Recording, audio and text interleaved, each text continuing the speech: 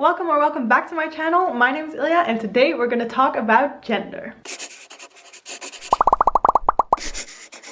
So, gender. This is a super broad theme to explore and I definitely want to get more into this in later videos as well. But for today, we're just going to talk about the basics of gender. So, what is gender exactly? Like, what does it entail and how, what's the best way to act in life with people? How to be social? And this is coming from me. No, but what I mean is how can you respect someone's gender and how can you act respectfully towards that person? Now, the first step of respecting someone else is knowledge. Know what gender is so you can understand that person better. Of course, this is not everything, of course, but knowledge is the first step. So this is like basics so you can eventually learn and grow more. So, to start off with, gender consists of 3 elements. First of all, we have the sex, aka the inner and outer genitalia. So, this is often the first thing people think about when they hear the word gender, but it's not all of gender, it's just a tiny bit of it. And actually, it's not even the most important part of gender, so you have to know this, but it's not that important for the rest. But so inner and outer genitalia, oftentimes this is pretty obviously visible, but sometimes there are always exceptions. Sometimes it's not that obviously visible because we also have intersex people. When someone is intersex, they have a sort of combination between male and female genitalia. This can happen in a lot of different forms, in a lot of different ways. There is not one certain way to be intersex. There are a lot of different possibilities. I believe this is still seen as a medical condition where either the parents or the doctors will have to decide whether the child will be either male or female. But I know there are discussions going on whether this is ethical, whether this is the correct way to handle. But anyway, in sex, we distinguish between male, female, and intersex. Then on to the next part, which is, I think, the most important part of gender, and that is gender identity. So this is about the feeling someone has, how that person identify, how you identify. There is no right or wrong here. There's just you. And how people identify could be male, could be female, could be non-binary, could be anything in between male and female.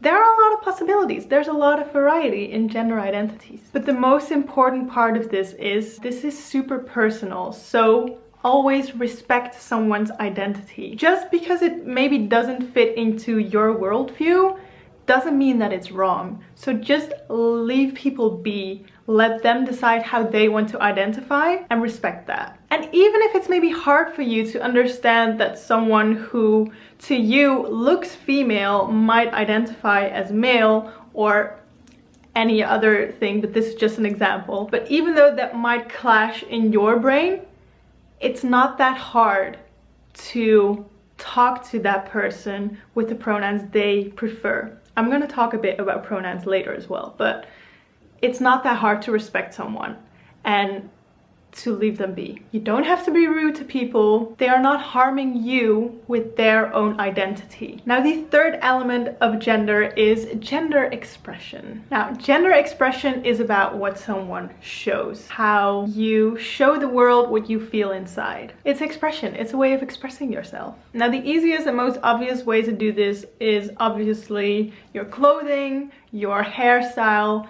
wearing makeup or not, and what kind of makeup. But also remember that these are social cues. So gender expression is not only about expressing yourself, but it's also about sending a message to other people of how they should perceive you. So these are the 3 elements that make up gender.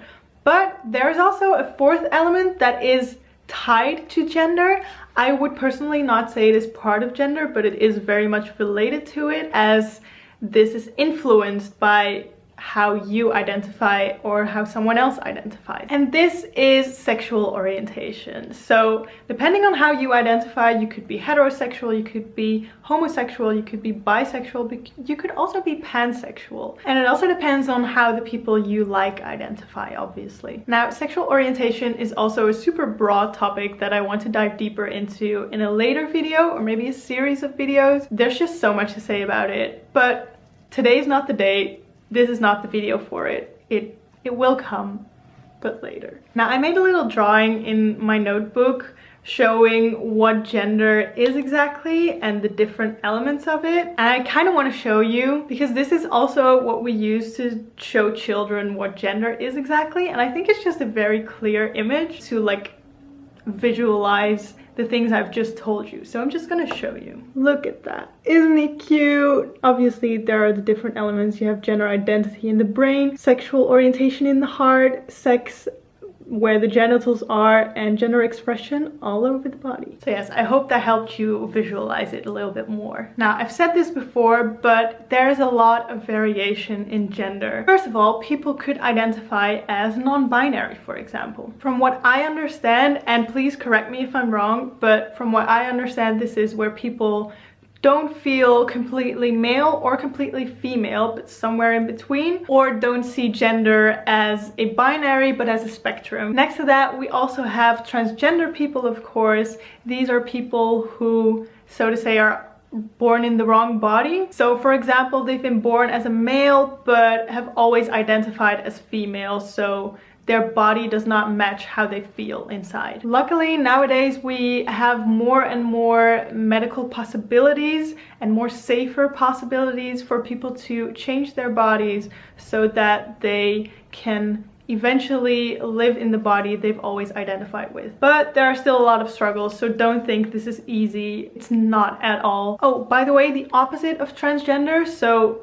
for example, being born in a female body while identifying as female, is called cisgender. Then another important thing, pronouns. Please respect someone's preferred pronouns. I know this might be difficult in different languages, but in English, the pronouns they or them are often used by non-binary people. So they, them instead of he, his, or she, her. Please respect this. If they prefer to use the pronouns they, them, just use they, them. It's not that hard. And again, someone else is not harming you by their gender identity. So it will not harm you in any way if you just use their preferred pronouns. Now, if you are a cisgender person like me, for example, and you want to help normalize using different pronouns, what you can do is, for example, to put your pronouns in the bio of your social media. So for example, in my Twitter bio and also in my Instagram bio,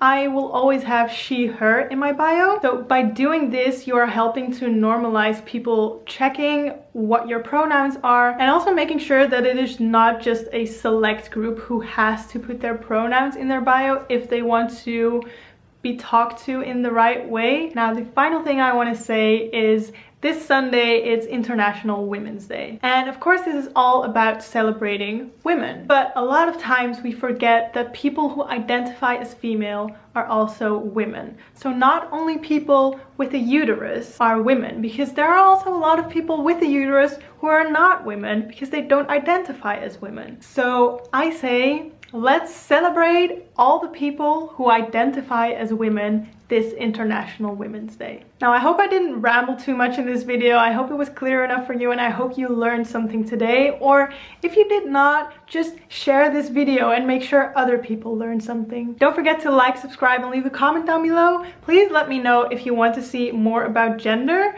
or if I could possibly interview you if you identify a certain way and you would like to talk more about it. Then let me know. Help me educate people. I hope you liked it. Thank you so much for watching. And next week we're gonna talk about talking about sex.